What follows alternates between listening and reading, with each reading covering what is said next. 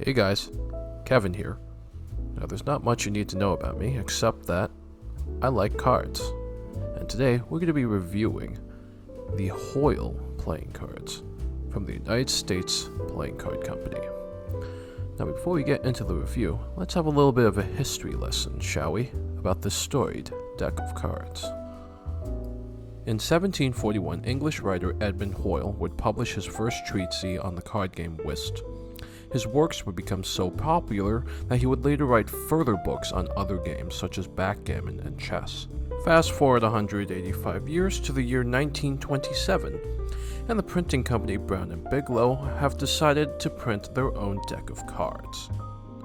Up to this point, the company was one of the biggest producers of calendars and postcards in the United States. They collaborated with a wide variety of artists and organizations, from the Boy Scouts of America to Norman Rockwell, and also commissioned works from a Cassius Marcellus Coolidge. Now you might not recognize his name, but you might recognize some of his artwork. It's pretty famous. You might have seen this painting once or twice in your life. And in 1965, the deck even featured prominently in the Steve McQueen classic, The Cincinnati Kid. An ace to the tens. $3,000.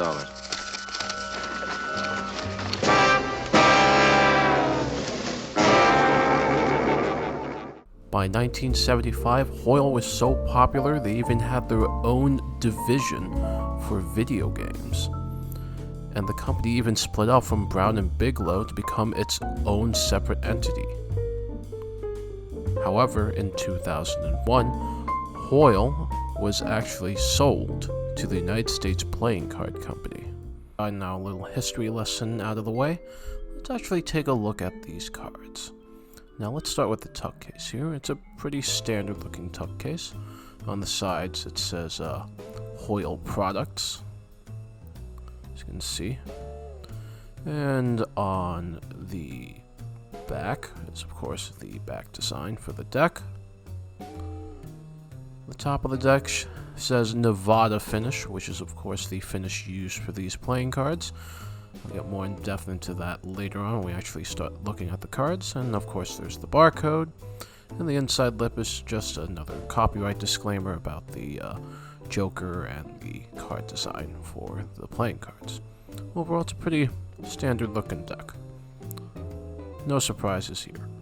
This deck comes with two Jokers, of course, and the first Joker has the little phrase "according to Hoyle" and the Hoyle logo at the bottom, so it's a nice little nod to Edmund Hoyle.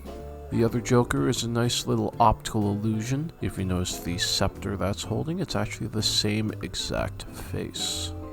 Interesting. Okay, now let's take a look at the spot cards, or number cards, used in the Hoyle deck. And we see relatively similar to a bicycle deck. Upon closer inspection, you can see the obvious differences. The font on the pips, for example, is definitely a little bit on the thicker side compared to the bicycle. And for me, the suits themselves on the Hoyle deck seem a little bit sharper around the edges compared to that of the bicycle. So that's pretty cool. And if you're wondering what the Ace of Spades looks like, there it is. Pretty cool. Now, court cards on the Hoyle deck are definitely more different compared to the bicycle deck. The Hoyle face cards definitely have a more artsy feel, or I guess modern art feel. A lot more curved lines compared to that of the bicycle deck.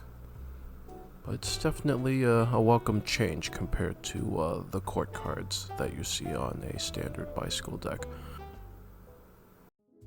So the back design of this deck is also known as the shellback design for obvious reasons. You can see this seashell design that this figure is sitting in front of, and this figure on the back is also holding a seashell. This is actually supposed to be the Greek god Poseidon. On the sides, you can see are two mermaids holding what appears to be like a little heart design, and there's like a urn that is spewing out these interesting little floral patterns all around the back.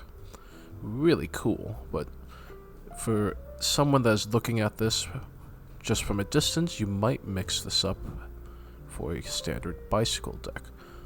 And despite this deck being advertised as a plastic-coated deck, quote-unquote, this deck handles really well. I mean, look at these spreads and fans.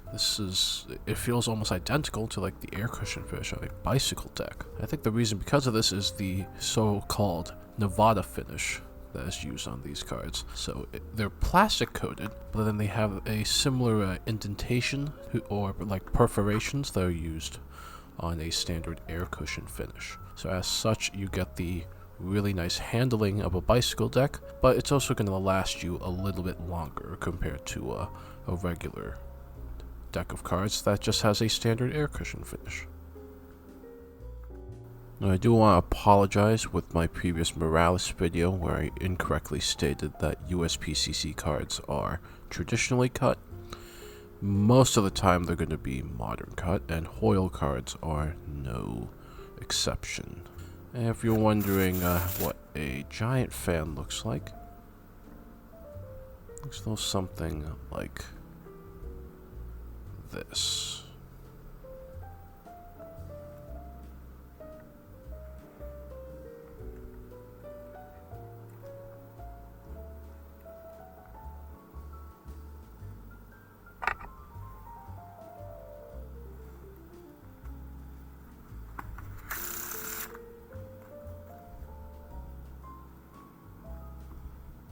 So overall, I think this deck is going to be a nice, interesting little addition to anyone's collection. It's definitely got a lot of utility on it. It can be used for both card games and also for card magic and cardistry. It's got a lot of history behind it as well. And because of that Nevada finish, it's going to handle very similar to a bicycle deck, but at the same time it's going to be a little bit more durable and it's going to last a little bit longer because of the plastic coat. Overall, I give this deck a solid 7.5 out of 10.